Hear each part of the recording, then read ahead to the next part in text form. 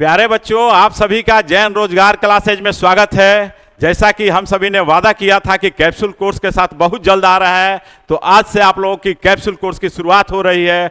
और capsule course में हम लोग विगत 10 वर्ष के क्वेश्चन का निचोड़ निकाल करके लाए हैं और इस कैप्सूल कोर्स के माध्यम से पूरे सिलेबस का कवरेज हो जाएगा। और देखिएगा कि आप सभी इस कैप्सूल कोर्स को अगर कर लेते हैं तो आप लोग का रिजल्ट अवश्य आएगा। ऐसे तो मैं वीके सिन्हा इंग्लिश लैंग्वेज से रिलेटेड बातें बताऊंगा, बाकी सभी टीचर्स जिनका मेहनत इस कोर्स के पीछे लगा हुआ है, सभी का आप लोग फायदा उठाएंगे। और देर नहीं करते हुए हम लोग शुरू करते हैं आज का सेट 1। देखिए, फर्स्ट क्वेश्चन है, select the correct indirect form of the given sentence. It means कि यह क्या है प्यारे बच्चों? यह क्या है? नरेशन है, डायरेक्ट टू इनडायरेक्ट स्पीच है। क्वेश्चन है कि Shanti asked me, comma inverted comma, why did you keep this smartphone in the bin. अब बतलाइए कि आपका आंसर क्या होगा। जल्दी जल्दी कमेंट बॉक्स में अपना आंसर डालते जाइए ताकि हम देखें कि कितने लोग इसको सही जवाब दे रहे हैं। नहीं बेटा, अब देखो, समझो इसको कि क्या होना चाहिए। सबसे पहले देखना है कि यह रिपोर्टिंग वर्ब जो है किस टेंस में है। तो पास्ट टेंस में है। इट मीन्स कि रिपोर्टेड स्पीच का करस्पॉन्डिंग पास्ट में टेंस चेंज हो जाएगा। तो यहां है why did you keep. Did किस में लगता है? सिंपल पास्ट टेंस में। तो यह किस में बदल जाएगा? पास्ट परफेक्ट टेंस में। तो यह इंट्रोगेटिव सेंटेंस है। तो इंट्रोगेटिव सेंटेंस में जनरली हम लोग आस्ट का प्रयोग करते हैं। तो सभी जगह देखिए कि आस्ट में आस्ट आस्ट आस्ट, यहां तक तो सही है। अब देखिए, WH क्वेश्चन आया है। तो WH क्वेश्चन इनडायरेक्ट क्वेश्चन है। तो जब ऑक्सिलियरी वर्ब से इंट्रोगेटिव सेंटेंस शुरू होता है तो वहां पर कॉमा इन्वर्टेड कॉमा को हटा करके हम लोग क्या लगाते हैं? इफ या वेदर लगाते हैं। नहीं, कंजक्शन के रूप में क्या लगाते हैं? इफ या वेदर। लेकिन जब WH वर्ड दिया हुआ है, WH वर्ड कहने का मतलब व्हाट, हाउ, व्हेन, जिसमें W और H शब्द लगे हुए हो, तो यहां तो WH वर्ड है तो किसी कंजक्शन का प्रयोग नहीं होगा। तो स्पष्ट है कि यहां पर देखिए, इस दिए हुए प्रश्न में किसी में कंजक्शन का प्रयोग नहीं हुआ है। और यह सिंपल पास्ट है तो पास्ट परफेक्ट में होगा। और इंट्रोगेटिव सेंटेंस किस में बदल जाएगा? असर्टिव में बदल जाएगा। तो पास्ट परफेक्ट देखिए कहां है? I had been, I kept. Simple past I was keeping, यानी ये नहीं होगा, ये नहीं होगा, ये नहीं होगा। तो स्पष्ट है कि आपका आंसर क्या होगा? डी होगा। Shanti asked me why I had kept that smartphone in the bin. तो यहां दिस को बदल देते हैं किस में? दैट में। कब? जब रिपोर्टिंग वर्ब पास्ट टेंस में होता है तब। जब रिपोर्टिंग वर्ब पास्ट टेंस में होता है तो दिस को दूरी सूचक शब्द यानी दैट में बदल दिया जाता है। तो इसलिए आपका इस क्वेश्चन में, ये दिए हुए क्वेश्चन में आंसर क्या हो जाएगा? डी हो जाएगा। आई होप इसको आप समझ गए होंगे। चलिए, तो नेक्स्ट क्वेश्चन देखते हैं। नेक्स्ट क्वेश्चन है कि select the wrongly spelled word. Wrongly spelled word, तो किस वर्ड का स्पेलिंग गलत है आपको देखना है। वैलिडिक्शन, कॉन्विक्शन, डेफिनेशन, सिलेक्शन, 4 शब्द है। तो डेफिनेशन का स्पेलिंग गलत है। ध्यान दीजिए, डेफिनेशन का सही स्पेलिंग क्या होगा? डेफिनेशन, ये होगा। यहां NE नहीं होकर के NI होगा, यानी कि दिया हुआ वाक्य सही है। सॉरी, दिया हुआ शब्द यह क्या है? गलत है। और इसका सही क्या होगा? डेफिनेशन। यह करेक्ट स्पेलिंग होगा, यानी कि आपका आंसर सी होगा। तो स्पेलिंग पर ध्यान रखना है, क्योंकि इस तरह के 1-2 क्वेश्चन आपके एग्जाम में जरूर पूछे जाएंगे। नेक्स्ट क्वेश्चन देखते हैं। Select the correct passive form of the given sentence. Passive form यानी एक्टिव वॉइस और पैसिव वॉइस, यानी वॉइस चैप्टर का क्वेश्चन है। तो सेंटेंस है कि the students have performed a new version of Shakespeare's Macbeth. अब देखिए, पैसिव वॉइस में बदलना है। तो पैसिव वॉइस में बदलेगा तो क्या होगा कि जो ऑब्जेक्ट दिया हुआ है, a new version of Shakespeare's Macbeth, इसको क्या करेंगे, सब्जेक्ट के स्थान पर लाएंगे। और इसको पकड़ने का सबसे आसान तरीका क्या है कि जब हैव परफॉर्म्ड है तो हैव के बाद क्या आ जाएगा, B form, have been performed होगा।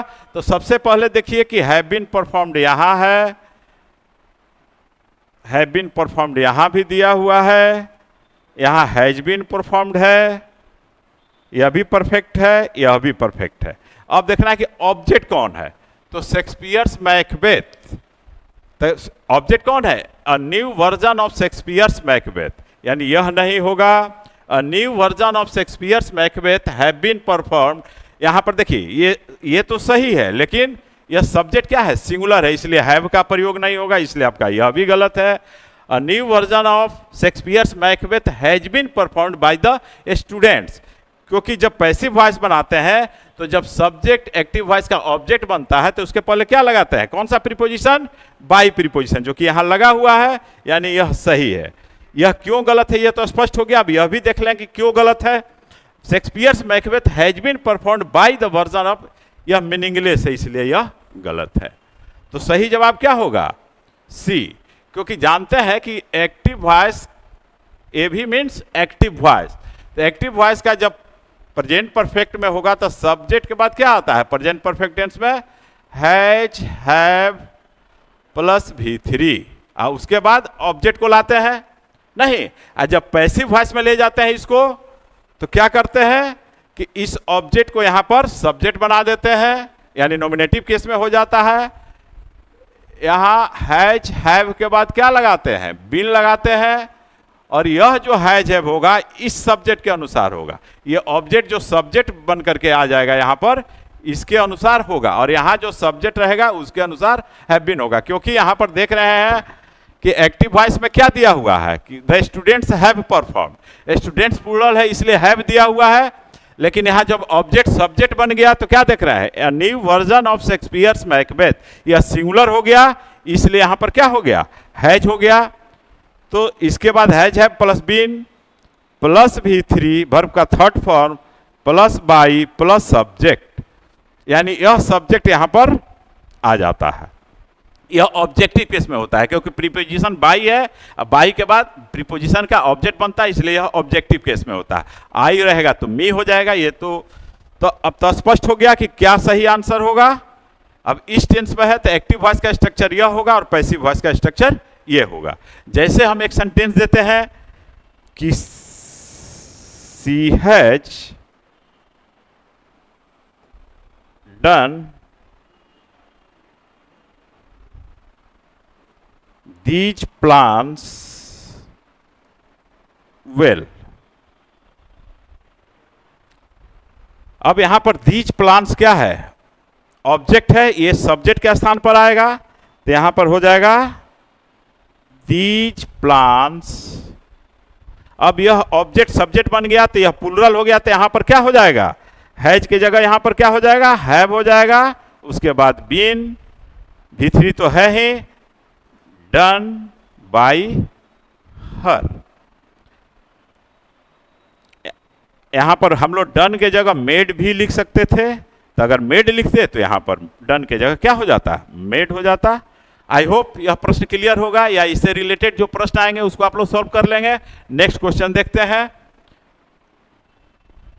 देखिए क्लोज पैसेज है जिसमें कि आपको अक्सर प्रॉब्लम्स हो जाया करती है, तो प्रॉब्लम नहीं करना है बच्चों। पहले हम बतला दे रहे हैं, एक टिप्स बतला दे रहे हैं, इसको हर एक सेट में इसको ख्याल रखना, ध्यान देना। तो सबसे पहले इसको थोरोली एक एट ए ग्लांस हम लोग पढ़ जाते हैं। पढ़ लीजिए आप लोग भी, the internet is fast becoming, आप लोग पढ़ लीजिए।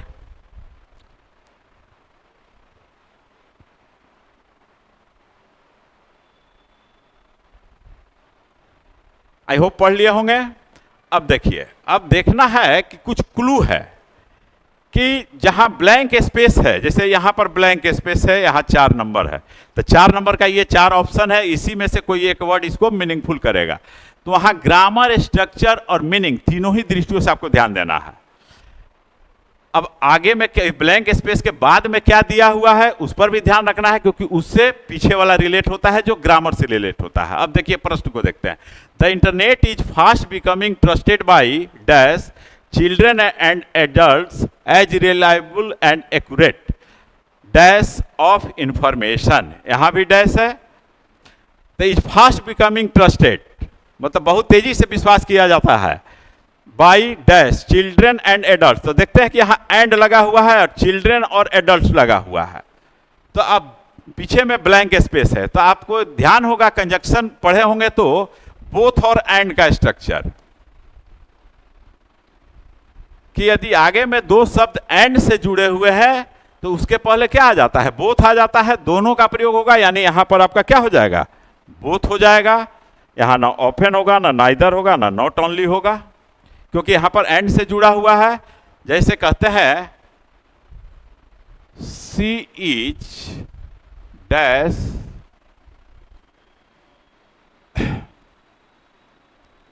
Laborious and intelligent.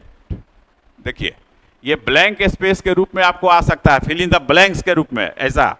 तो अब यहां पर क्या भरेंगे, sees dash laborious and intelligent. आपको ऑप्शन में रहेगा, ए ऑप्शन में और आइदर बोथ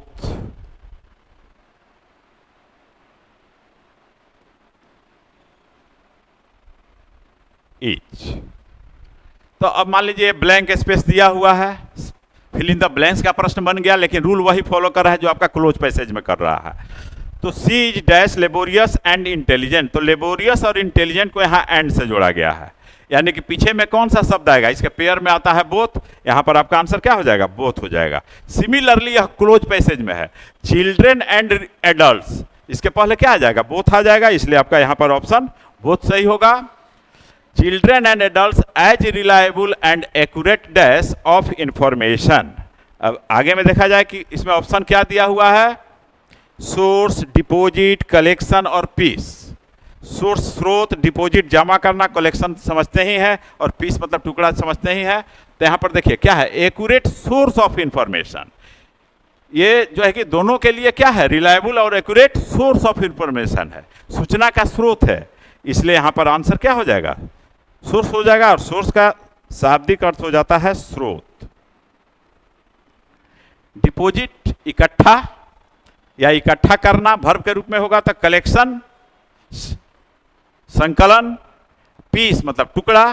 तो यहां पर सही जवाब क्या होगा, ए हो जाएगा। तो यहां पर हो जाएगा accurate source of information through the internet, internet के द्वारा children now have dash to an almost endless supply of information and opportunity for dash full stop.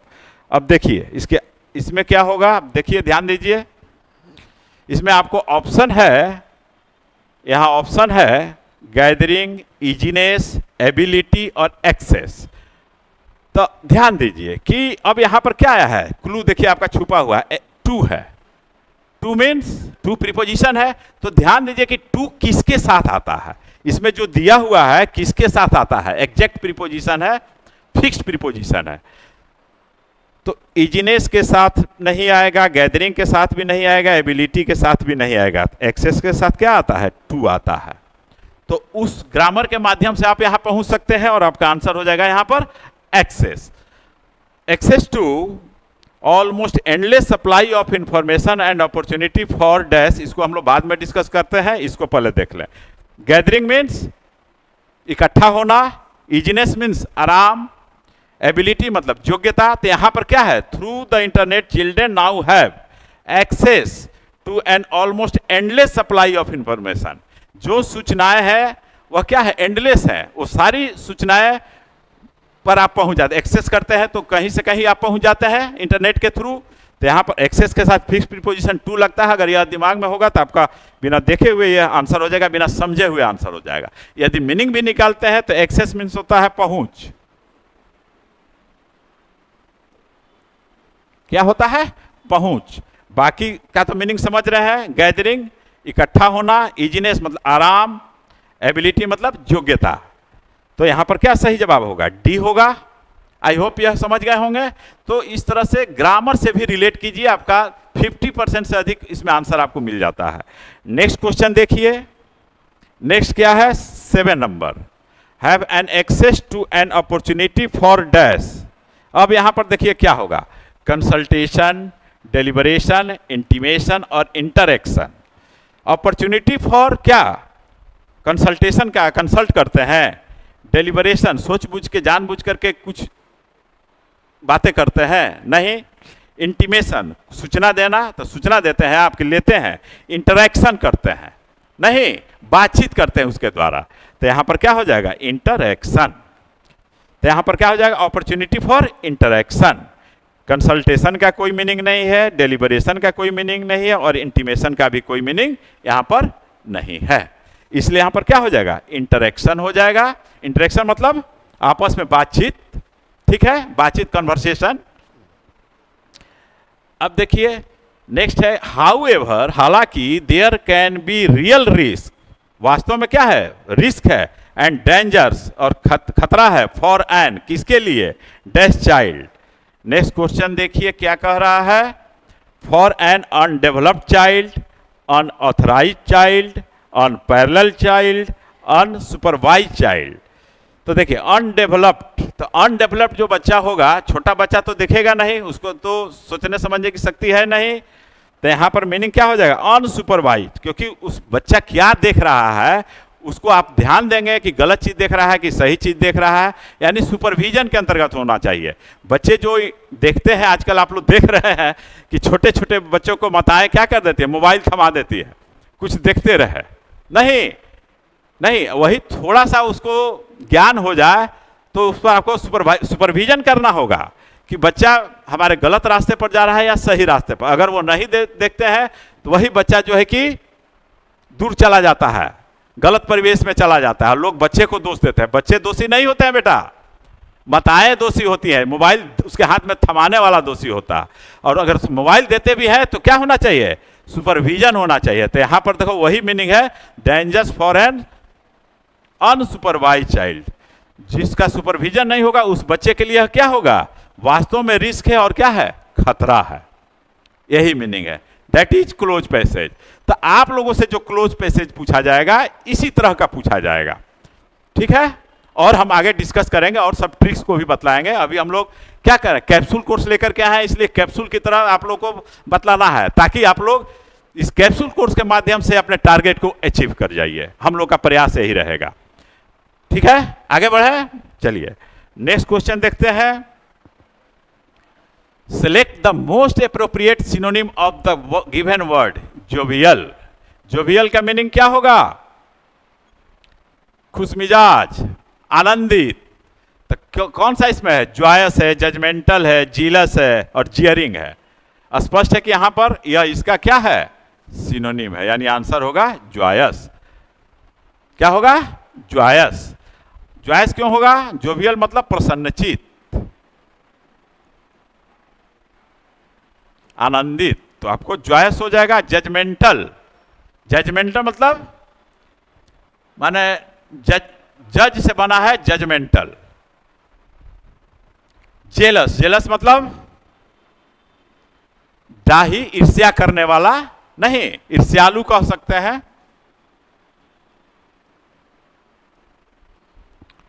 Jeering, jeering, जियर, जियर से बना है जियरिंग। जियर, जियर मतलब हंसी उड़ाना, मजाक उड़ाना, तो मजाक कह सकते हैं, मजाकिया, या मजाक भी कह सकते हैं, ठीक है। तो इस तरह से आपका इसमें सही जवाब क्या होगा, जॉयस होगा। इसका जॉली भी होता है, आप जॉली भी कह सकते हैं। हैप्पी, प्लीज, सिंपल वर्ड में आपको मैट्रिकुलेशन लेवल के एग्जाम में यह भी पूछता है, दे देता है, हैप्पी, प्लीज्ड, ये सब भी इसके सिनोनिम है, ठीक है। चलिए आगे बढ़ते हैं और देखते हैं अगला क्वेश्चन क्या है, फिल इन द ब्लैंक्स है। बतलाइए तो आप लोग। I had a broken bone in the hand which the doctor called a dash, यहां खाली स्थान है, एंड सजेस्टेड इमीडिएट सर्जरी। तो ब्रोकन बोन है तो क्या है, इन्फेक्शन है, उंड है, उंड मतलब घाव, जख्म, जख्म कह सकते हैं, घाव कह सकते हैं। कॉन्टेमिनेशन, जैसे कोरोना था, छुआछूत की बीमारी, और फ्रैक्चर, तो बॉडी बोन से रिलेटेड है तो क्या होगा? फ्रैक्चर होगा ना। तो स्पष्ट है कि यहां पर क्या होगा? इसको मीनिंगफुल कौन करेगा? फ्रैक्चर करेगा, इसलिए आपको फ्रैक्चर कहा जाता है। ए ब्रेक इन द बोन नहीं, तो वह फ्रैक्चर कहलाता है। तो यहां पर क्या हो जाएगा? ब्रोकन बोन है तो यहां क्या होगा? फ्रैक्चर ही होगा। और सजेस्टेड इमीडिएट सर्जरी, और डॉक्टर ने क्या सलाह दिया कि इमीडिएट उसका सर्जरी होना चाहिए। ठीक है, आई होप समझ रहे होंगे आप लोग। आगे बढ़ा जाए, चलिए नेक्स्ट क्वेश्चन देखिए। Select the most appropriate synonym of the given word choosy. Choosy मतलब सिलेक्टिव होता है। क्या होता है? सिलेक्टिव। आपका ऑप्शन दिया हुआ है इसमें, सिलेक्टिव। प्रोडक्टिव मतलब उत्पादकता। फ्रैंक मतलब स्पष्टवादी। और ट्रिकी, ट्रिकी मतलब घुमावदार। तो यहां पर क्या होगा? चूजी का सिलेक्टिव होगा। ऐसे इसका मीनिंग हो जाता है, शाब्दिक मीनिंग होता है तुनुक मिजाज, नहीं मनमौजी, जो मन में आया वही किया, तो उसको भी हम लोग चूजी कहते हैं, यानी वो सिलेक्टिव टाइप का आदमी है। तो इसका सही ऑप्शन क्या है? सिनोनिम आपको देखना है, समानार्थक शब्द देखना है, तो यहां सिलेक्टिव हो जाएगा। ठीक है, चलिए नेक्स्ट क्वेश्चन देखते हैं। Select the most appropriate word to fill in the blanks. देखिए यहां भी फिल इन द ब्लैंक्स है। She has shown a great interest towards space science since her early childhood and a passion to dash the outer space. उसको तो दिया हुआ है elicit, enlighten, entertain और एक्सप्लोर। तो यहां है क्या कि she has shown a great interest towards space science. Space science की तरफ उसने अपना इंटरेस्ट दिखाया है सिंस हर अर्ली चाइल्डहुड, मतलब अपने एकदम बचपन से। And a passion to explore, explore मतलब क्या होता है? खोज करना।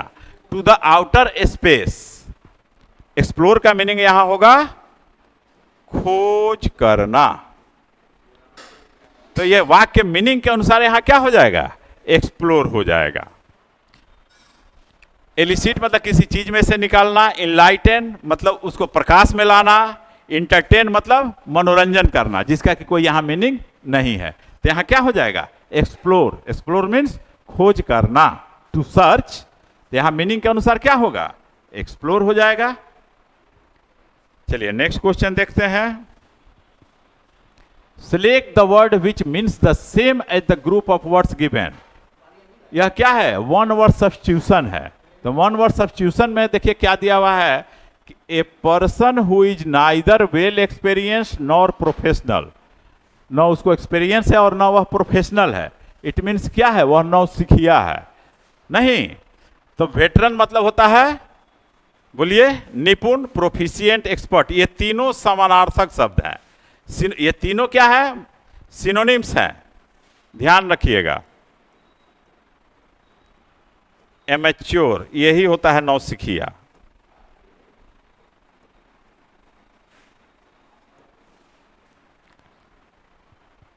वेटरन, प्रोफिशिएंट, एक्सपर्ट, ये सबका मीनिंग हो जाएगा निपुण, कुशल,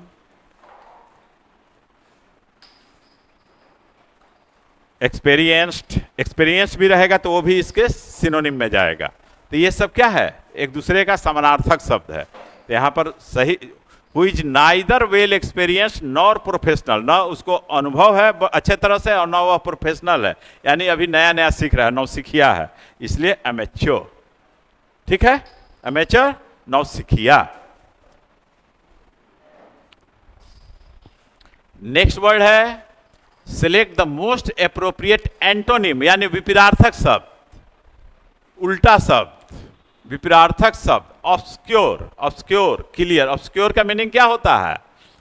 धुंधला नहीं, अस्पष्ट। तो अस्पष्ट जब हुआ, इसका मीनिंग क्या हो गया? अस्पष्ट। हिंदी मीनिंग क्या होगा? अस्पष्ट या धुंधला कह सकते हैं। तो स्पष्ट है कि इसका क्या होगा? एंटोनिम क्लियर हो जाएगा। बता देने के बाद तो स्पष्ट हो गया कि क्लियर होगा।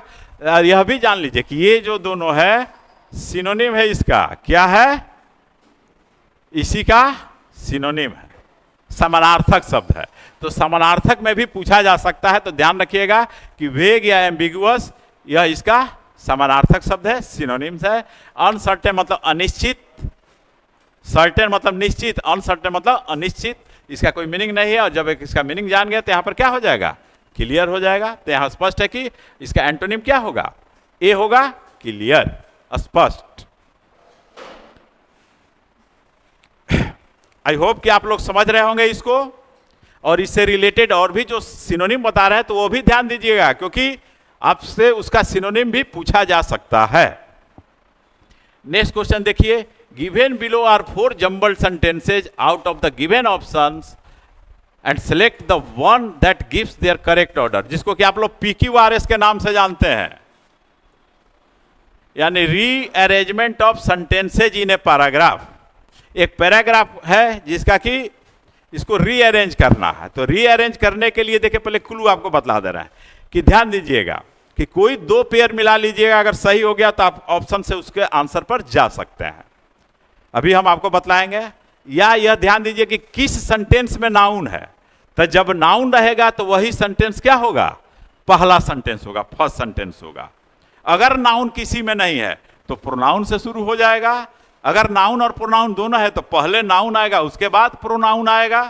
तो इस तरह से आपको समझना है। अब देखिए, आप पढ़िए और इसको आंसर दीजिए, क्या होगा आपका आंसर, पहले आप लोग दे दीजिए, उसके बाद हम डिस्कस करते हैं।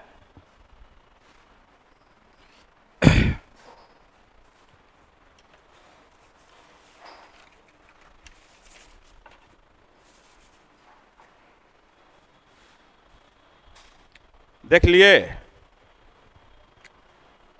देखिए इसमें देख रहे हैं कि in the evening Tejaswini would sing songs. तो इन द इवनिंग है, यानी कि तो बाद की बात होगी। तेजस्विनी एक नाउन लगा हुआ है। She would go to the lord's temple twice a day, तो सी आया है प्रोनाउन, तो प्रोनाउन नाउन के बाद आएगा, ये पहला नहीं हो सकता है। यह इन द इवनिंग है, यानी मॉर्निंग में भी कुछ हुआ होगा, इसलिए यह भी पहले नहीं आएगा। फिर देखिए सी में, Tejaswini was known in the village for her devotion to the lord, यही आपका पहला सेंटेंस हो जाएगा। तो सी होगा पहला, तो सी इसमें भी है और सी इसमें भी है, ये दोनों तो ऐसे ही खत्म हो गया। ठीक है, Tejaswini was known in the village for her devotion to the lord in the morning. अब यहां देखिए इन द मॉर्निंग आया है नहीं, और यहां है इन द इवनिंग, और एक प्रोनाउन यहां है the devotion to the lord. She would go to the lord's temple twice a day. तो तेजस्विनी के लिए क्या है, ये प्रोनाउन है या सी, यानी ये हो जाएगा सेकेंड नंबर। तो सी के बाद भी किस में है, इसमें है। तो अगर यहां पर इतने ही से आप कंफर्म हो गए तो सी भी किसी में नहीं है, आप सीधे इस आंसर पर पहुंच सकते हैं। तो आप देख लीजिए सी बी डी ए आपका सही आंसर होगा। तो देखिए Tejaswini was known in the village for her devotion to the lord. She would go, she pronoun आ गया तेजस्विनी के लिए, तो she would go to the lord's temple twice a day. उसके बाद देखिए इन द मॉर्निंग, डी आ गया, और उसके बाद इन द इवनिंग। तो पहले सुबह वाला काम होगा तब न शाम वाला काम होगा, इसलिए आपका आंसर क्या होगा, डी होगा। तो इस तरह से नाउन और प्रोनाउन से रिलेट कर सकते हैं, और किसी 2 एग्जैक्ट ऑप्शन पर पहुंच जाएंगे तो आपका सही जवाब मिल जाएगा। आप लोग करते क्या है कि सारा पढ़ने लगते हैं और एक एक ऑप्शन देख करके आप लोग मिलाते हैं, जिसके कारण आपको टाइम टेकिंग भी होता है और गलत ऑप्शन भी आप मार के आ जाते हैं।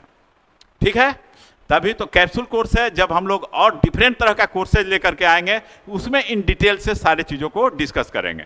अभी आप यहाँ समझ लीजिए कि आपको जो एग्जाम है आपका CHSL, वह कैसे आप क्रैक कर जाए, एटलीस्ट PT निकल जाए, मेंस के लिए अलग क्लास कर लेंगे। ठीक है, नेक्स्ट क्वेश्चन देखते हैं। Given below are 4 jumbled sentences out of the given option, select. वही सेम चीज है, वही PQ रीअरेंजमेंट है। तो पहले आप लोग इसको देख लीजिए, जैसा जो रूल बताएं उसी रूल से आप देखिए और सही ऑप्शन को बताइए। नहीं निशा, डी नहीं होगा। फिर देखो, देखिए जल्दी जल्दी अपना कमेंट बॉक्स में आंसर डालते जाइए।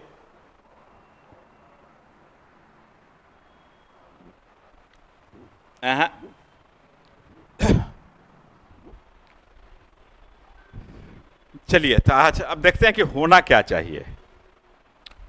देखिए, one day strange crow from the west landed on one of the branches. One of the branches यानी ब्रांच पहले हुआ होगा, तो ये तो होगा नहीं पहला। There was a large mango tree deep inside a thick forest, यह हो सकता है बी। द ब्रांचेज है तो ब्रांचेज से तो शुरू नहीं होगा, कि यहाँ इट्स ब्रांचेज है यानी ब्रांच पहले आया तब ना इट्स आया, उसके ब्रांच पेड़ पहले आएगा तभी ना इट्स आएगा। तो इसलिए ना सी होगा ना डी होगा ना ए होगा, यानी बी पहला होगा। ये फर्स्ट सेंटेंस हो गया। There was a large mango tree deep inside a thick forest, तो बी किस में है? देखिए बी ए में भी है और बी में भी है, यानी कि ये दो ऑप्शन पर आपको ध्यान ही नहीं देना है। अब देखिए कि बी के बाद एक में डी है एक में सी है, तो बी में डी है। तो देखिए लार्ज मैंगो ट्री, तो यहाँ इट्स जो आया है यह किसके लिए आया है? ये मैंगो ट्री के लिए आया है, यानी it's branches spread in all directions lobbying a large shadow on the ground, यानी डी हो जाएगा सेकेंड सेंटेंस। तो सेकेंड सेंटेंस डी है, यानी आपका आंसर बी के बाद डी है, तो आपका आंसर होगा ए। अब मिला लीजिए सी। द ब्रांचेज, अब इसी ब्रांचेज की बात हो रही है। The branches are full of leaves which crackled when the storm blew, और लास्ट में ए। वन डे, एक दिन, a strange crow from the west landed on one of the branches. एक अजनबी जो है कि कौवा आया और पश्चिम से, और कहाँ लैंड कर गया? उसके एक ब्रांच पर, उस पेड़ के एक ब्रांच पर। तो इसलिए आपका सही जवाब क्या होगा? ए होगा। तो इसमें भी देखिए कि क्या था पहला सेंटेंस, ए लार्ज मैंगो ट्री, यही नाउन आया है, इसी ट्री की ही चर्चा हो रही है इसमें। तो जिसमें नाउन आया वही आपका पहला सेंटेंस हो गया, यानी कि बी पहला हो गया, और इस ट्री से यहाँ इट्स आ गया, उस ट्री के लिए सेकंड हो गया, उसके बाद ये हो गया। आई होप कि समझ गए होंगे इस तरह के सेंटेंस को। तो आप लोग पूरे ऑप्शन को नहीं देखें, केवल दो देखें कि पहला सेंटेंस कौन होगा और सेकंड सेंटेंस कौन होगा, बस तुरंत आपका जवाब मिल जाएगा। ओके, चलिए आगे की ओर बढ़ते हैं। नेक्स्ट क्वेश्चन देखते हैं। Select the most appropriate option to substitute the underlined segment. Underlined segment को ध्यान देना है। In the given sentence, if there is no need of substitute, select no improvement. यानी phrase improvement का प्रश्न है। As of you are here with me, who cares about the outcome of the issue. As of तो कोई sense ही नहीं है, यानी जब तक आप मेरे साथ हैं, who cares about the outcome of the issue. तो हु केयर्स, तो कौन केयर करेगा इस इशू के आउटकम के लिए? आउटकम मतलब रिजल्ट, परिणाम। तो एज लॉन्ग एज मतलब होता है जब तक, सो लॉन्ग नहीं होता, सो लॉन्ग एज होता है, जिस समय तक। नो इंप्रूवमेंट तो होगा नहीं क्योंकि यह गलत है, यानी इसको इंप्रूव करना है। एज लॉन्ग टू कोई मीनिंग ही नहीं है, यानी ये नहीं होगा, ये नहीं होगा। आपका सही आंसर क्या हो गया? As long as. As long as you are here with me, जब तक तुम मेरे साथ हो। Who cares about the outcome of the issue, माने इशू के रिजल्ट पर कौन केयर करेगा? तो माने कोई जरूरत नहीं है किसी की, जब तक तुम मेरे साथ हो, यानी एज लॉन्ग एज। यहां आंसर हो जाएगा ए। ऐसे भी correct phrase as long as है, बाकी सब गलत है। एज लॉन्ग एज होता है, एज लॉन्ग टू दिया हुआ है। सो लॉन्ग एज होता है, यहाँ सिर्फ सो लॉन्ग दिया हुआ है। एज इफ होता है, यहाँ एज ऑफ दिया हुआ है। ऐसे भी आप पकड़ सकते हैं कि कौन सा फ्रेज गलत है। एनीवे, अब तो क्लियर हो गया होगा। चलिए नेक्स्ट क्वेश्चन देखते हैं। Select the wrongly spelled word. देखिए कि किसका स्पेलिंग गलत है। कोलैबोरेट, कॉर्पोरेट, कॉमेमो, यही गलत है। यहाँ डबल एम होता है, COMM होता है, EMORATE, कॉमेमोरेट। कंजुगेट ये सही है, यानी ये सी का स्पेलिंग गलत है। सही स्पेलिंग क्या होगा? COMMEMORATE। कोलैबोरेट, कॉर्पोरेट, ये दोनों एक ही मीनिंग देता है। कंजुगेट माने संयुग्मित करना, मिला देना। ठीक है, तो स्पेलिंग किसका गलत है? कॉमेमोरेट का। तो कॉमेमोरेट का सही स्पेलिंग क्या होगा? COMMEMORATE। ठीक है, चलिए नेक्स्ट क्वेश्चन देखते हैं। Select the most appropriate antonym of the given word. Earthly, earthly का मतलब क्या होता है? सांसारिक होता है। इसका मीनिंग क्या होता है? सांसारिक। तो सांसारिक है तो नैसर्गिक हो जाएगा, क्योंकि आपको क्या देखना है? एंटोनिम देखना है। Celestial, peripheral, temporal, temperamental. Temporal इसका सिनोनिम है। क्या है? सिनोनिम है, सेलेसियल होगा, नैसर्गिक।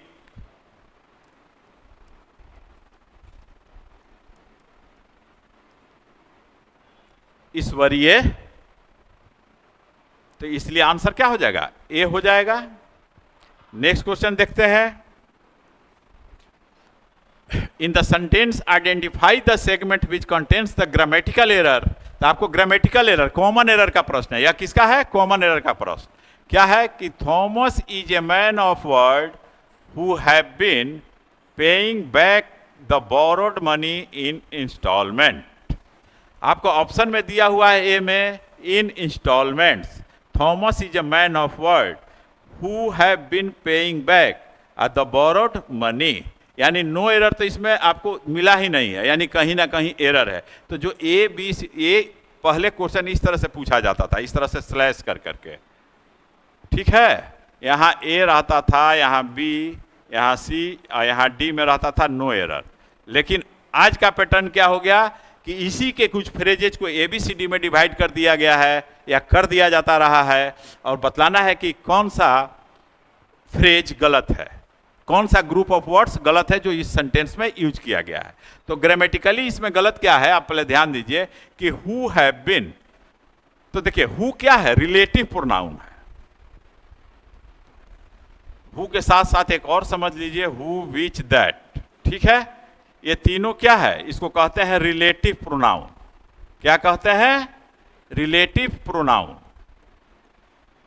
और इस अगर यह सब्जेक्ट बन जाता है तो यहां पर वर्ब आ जाता है, और यह वर्ब क्या होगा? सिंगुलर होगा कि प्लूरल, यह डिपेंड करता है इसके एंटीसीडेंट पर। और एंटीसीडेंट किसको कहते हैं? तो इसके पहले जो शब्द आता है, यहां जो वर्ड आएगा, जो सब्जेक्ट बन करके आएगा, उसी को दैट इज कॉल्ड एंटीसीडेंट। इसको क्या कहते हैं? एंटीसीडेंट। इसका हिंदी मीनिंग हो जाता है पूर्ववर्ती, यानी पहले आने वाला शब्द। पूर्ववर्ती माने पहले आने वाला शब्द, तो वही उसका रियल सब्जेक्ट होता है। तो यहां पर देखिए हु के पहले क्या है? Thomas is a man of word. तो थॉमस के बारे में कहा जा रहा है? नहीं। तो थॉमस सिंगुलर है, इसलिए यहां हैव नहीं होकर के क्या हो जाएगा? हैज हो जाए, यानी आपका आंसर सी हो जाएगा। आपका आंसर क्या होगा? सी, क्योंकि सी में गलती है।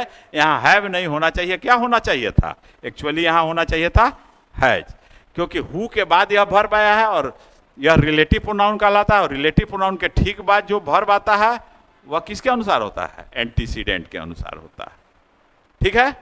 इससे रिलेटेड देखिए, अब यहां पर यहाँ हु के जगह जहाँ हु होना चाहिए वहाँ विच दे देता है, जहाँ विच होना चाहिए वहाँ हु दे देता है। तो इस पर भी ध्यान रखिएगा। इधर वर्ब सही रहेगा तो रिलेटिव प्रोनाउन गलत रहेगा, रिलेटिव प्रोनाउन गलत रहेगा तो यहाँ वर्ब गलत होगा, ठीक है। चलिए नेक्स्ट क्वेश्चन देखते हैं। देखिए, select the option that gives the most appropriate meaning of the underline idiom. अब यहाँ इडियम है। My friend succeeded because they left no stone unturn. देखिए अंडरलाइन किया हुआ छूट गया है, लेफ्ट नो स्टोन अनटर्न, यहां पर छोटा एस होगा, ठीक है। यही आपका अंडरलाइन पार्ट है, लेफ्ट नो स्टोन अनटर्न। तो my friend succeeded because they left no stone unturn in their search for an answer to the problem. तो अगर डायरेक्ट मीनिंग आप जानते हैं कि लेफ्ट नो स्टोन अनटर्न का meaning leave, actually leave no stone unturn सही idiom है, ध्यान दीजिएगा। लीव नो स्टोन अनटर्न, यह सही इडियम है। यहां इसमें लीव वर्ब है, यह वाक्य के टेंस के अनुसार चेंज होते रहता है। तो वहां सिंपल पास्ट टेंस है, तो इसका मीनिंग क्या हो गया? Depended on many people, made every possible, माने सभी सार्थक प्रयास, यही होगा। माने जितना पॉसिबल एफर्ट्स है सारा कर लिए, माने लेफ्ट नो स्टोन, मतलब कोई स्टोन अनटर्न नहीं रहा, यानी सब जगह से हम देख लिए, ढूंढ लिए कि हाँ इसका क्या होगा, उस पर भी जवाब कुछ नहीं मिला। ठीक है, तो क्या हो जाएगा, मेड एवरी पॉसिबल एफर्ट, माने सारे प्रयासों को कर देना, वही होता है लीव नो स्टोन अनटर्न। तो आपका सही आंसर क्या है, बी है, बाकी सब गलत है।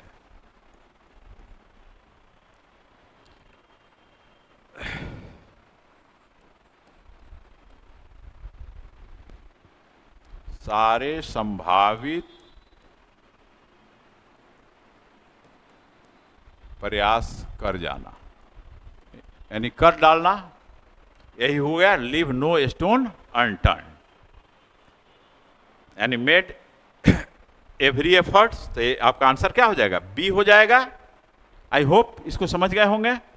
हाँ, इडियम्स एंड फ्रेजेज पर अलग अलग वोकैब्स का भी बैच चलेगा, आपको ग्रामर का अलग बैच चलेगा, वोकैबुलरी का अलग बैच चलेगा, सब चलेगा। लेकिन अभी आपका एग्जाम है, उस एग्जामिनेशन के पॉइंट ऑफ व्यू से जो आपसे पूछा जा सकता है उस तरह के प्रश्नों को हम लोग लेकर के आए हैं। ये बैच उस समय तक चलेगा जब तक आपका एग्जाम हो नहीं जाता है, ठीक है, जिसका नाम दिया गया है कैप्सूल कोर्स। नेक्स्ट क्वेश्चन देखिए, select the most appropriate meaning of the given idiom. फिर इडियम आ गया, to give someone the cold shoulder, to ignore someone, to carry the burden of everyone, to be carried on someone's back, to listen to someone with empathy. तो आपको जानना है to give someone the cold shoulder का meaning क्या हुआ।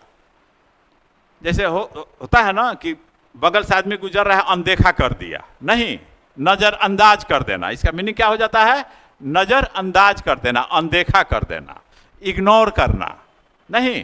तो इसका जवाब होगा, आपका आंसर होगा ए, इसका मीनिंग हिंदी में आ जाएगा नजरअंदाज करना, अनदेखी करना, यानी ऐसा करना कि हम देख ही नहीं रहे, समझ ही नहीं रहे, ठीक है।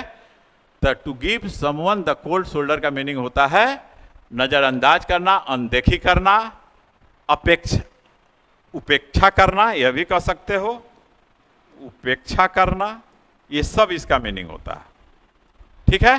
तो यहां पर आपका सही जवाब क्या होगा, टू इग्नोर समवन, मैंने किसी को इग्नोर करना, किसी की उपेक्षा करना, अनदेखा करना। नेक्स्ट क्वेश्चन देखते हैं, select the word which means the same as the group of words given. यह भी वन वर्ड सब्स्टिट्यूशन है, बहुत इंपॉर्टेंट है। The science which studies the crust of the earth, earth के क्रस्ट को समझने वाला। तो जानते हो कि जूलॉजी जू से बना, सजीव से संबंधित है, एटिमोलॉजी, लॉजी का मतलब क्या होता है, स्टडी, नहीं। तो जू का स्टडी क्या कहलाएगा, जूलॉजी, एटिमोलॉजी, एटिमो हो गया व्युत्पत्ति शास्त्र, व्युत्पत्ति शास्त्र। बायोलॉजी, बायो से संबंधित, जियोलॉजी, यही हुआ लॉजी, जियो मतलब भूगर्भ, जियो से ही ज्योग्राफी बना है, वही जियो है। तो स्पष्ट हो गया कि अर्थ, क्रस्ट ऑफ द अर्थ किस में होता है, ज्योग्राफी में होता है। तो study of geography is called geology. तो आपका यहां आंसर हो जाएगा डी, ठीक है। तो ऐसे आपको हाँ सारे चीज बतलाएंगे, रूट वर्ड से भी शब्द को समझाएंगे कि लॉजी का मीनिंग स्टडी हुआ, तो लॉजी से जितने शब्द हैं सबको हम लोग डिस्कस करेंगे, लेकिन वो सब फाउंडेशन कोर्स में चलेगा, कैप्सूल कोर्स में तो चलेगा नहीं बेटा। कैप्सूल कोर्स में जो इंपॉर्टेंट चीजें हैं उसको हम जरूर डिस्कस करेंगे, इसलिए सारे वीडियोज को माइनॉरिटली देखना है और ध्यान देना है, और अपने मित्रों के बीच बतलाइए, क्योंकि जैन रोजगार क्लासेज का मुहिम यही है कि जो दूरस्थ बच्चे हैं, जो असमर्थ हैं ऑफलाइन क्लासेज करने में, वो लोग इसका फायदा उठा पाए। तो नेक्स्ट क्वेश्चन हम लोग देखते हैं अब, in the sentence identify the segment which contains the grammatical error. ये भी कॉमन एरर है, यहां तक तो डायरेक्शन ही है। अब देखो, every Saturday your mother prepares a pudding isn't she. अब आपको देखना है कि ए में दिया हुआ इजंट सी, बी में दिया हुआ एवरी सैटरडे योर मदर, यहाँ है प्रिपेयर्स अ पुडिंग, लास्ट में है नो एरर। अगर वाक्य आपको लग रहा है कि यह सही है तो आपका आंसर क्या हो जाएगा? नो एरर हो जाएगा। लेकिन बेटा इस दिए हुए प्रश्न में ध्यान दो कि isn't see that is called question tag क्या कहलाता है? इसको कहा जाता है क्वेश्चन टैग या टेल भी कहते हैं, यानी क्वेश्चन का पूंछ, इसको टेल भी कहा जाता है। क्वेश्चन टैग को क्वेश्चन टेल भी कहा जाता है, ठीक है। तो यह डिपेंड करता है सेंटेंस के टेंस पर।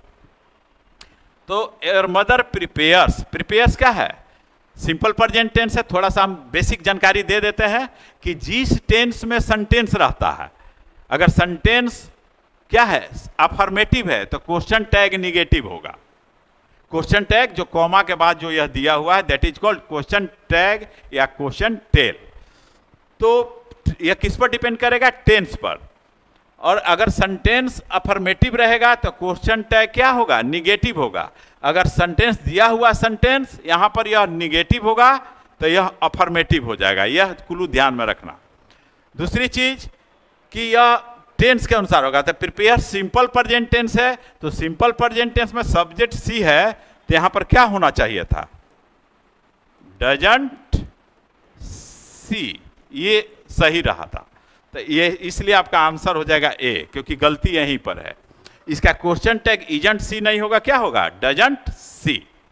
ध्यान रखना कि जब दिया हुआ सेंटेंस अफर्मेटिव है तो क्वेश्चन टैग निगेटिव होगा। अगर दिया हुआ सेंटेंस निगेटिव है तो क्वेश्चन टैग अफर्मेटिव होगा। यानी auxiliary verb plus subject, auxiliary verb plus subject plus note of interrogation, वही कहलाता है क्वेश्चन टैग, ठीक है। तो इस तरह से आप लोग प्रश्नों को करते चलें और अपने टारगेट को फुलफिल करें। और हम लोग फिर मिलें सभी लोग किसमें? मेंस में। इस ऐसा आप लोग पढ़ें, ऐसा हम लोग पढ़ा रहे हैं कि आप सभी से मुलाकात होगी फिर जब पीटी क्वालिफाई कर जाइएगा तो मेंस में। चलिए नेक्स्ट क्वेश्चन देखते हैं। Select the most appropriate option to substitute the underlined segment in the given sentence. If there is no need of substitute, select no improvement. यह phrase improvement का प्रश्न हो गया। She was so tired to work any longer, यही underline part है। आपको बतलाना है कि यह दिया हुआ फ्रेज जो है ये सेंटेंस में वह सही है कि गलत है। अगर सही है तो आपका आंसर हो जाएगा सी वाला, जहां की नो इंप्रूवमेंट लिखा हुआ है। अगर गलत है तो इसमें किससे रिप्लेस कर देंगे तो सही हो जाएगा। बतलाइए। देखिए यहां पर इन्फिनिटिव दिया हुआ है टू वर्क, तो एक स्ट्रक्चर है कि टू प्लस एडजेक्टिव और एडवर्ब प्लस इन्फिनिटिव, ध्यान रखिएगा। इन्फिनिटिव किसको कहते हैं? टू प्लस V1 को हम लोग क्या कहते हैं? इन्फिनिटिव कहते हैं, जो नाउन इक्विवेलेंट हो जाता है। नहीं, वो इन्फिनिटिव चैप्टर बताएंगे तो उसमें बताएंगे, यहां पर ये सब समझो। तो देखो यहां टू और इन्फिनिटिव टू का स्ट्रक्चर है, यानी टू का स्ट्रक्चर है क्योंकि यहां पर टू दिया हुआ है, सभी में देखो टू दिया हुआ है, यानी कि इधर भी क्या आएगा? टू आएगा। तो ये आपका ऑप्शन ए सही है। रिमूवल ऑफ टू पढ़े होंगे आप लोग ट्रांसफॉर्मेशन चैप्टर में, अगर नहीं पढ़े तो यहां भी थोड़ा सा समझा देते हैं। तो देखिए दो, यहां पर सही आंसर क्या होगा? ए होगा।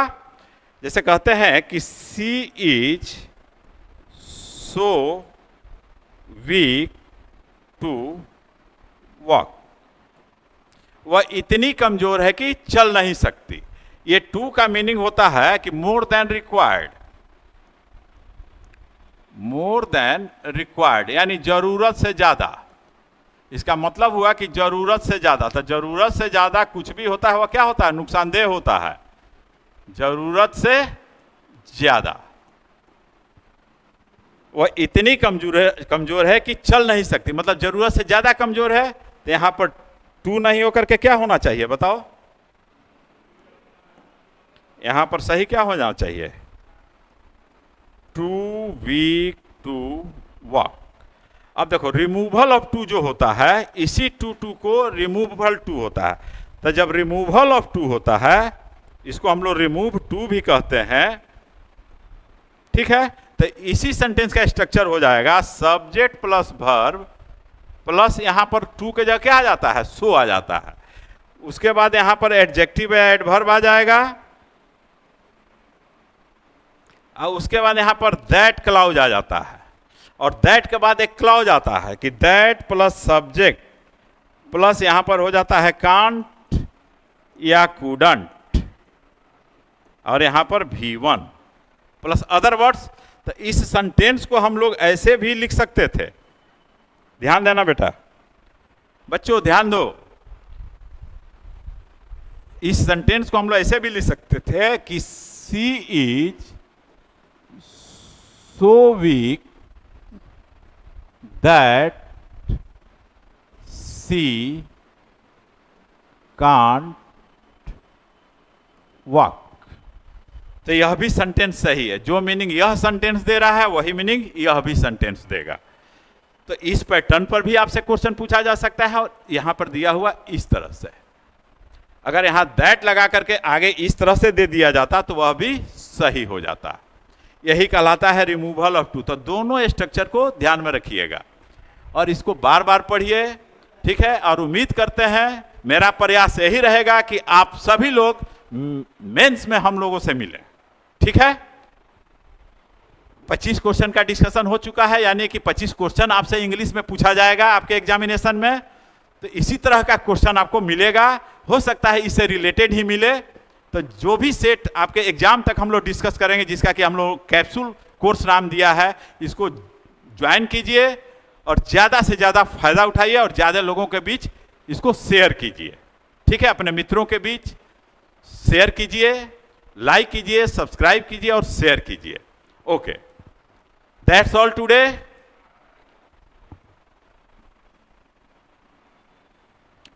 चलिए, बेस्ट ऑफ लक।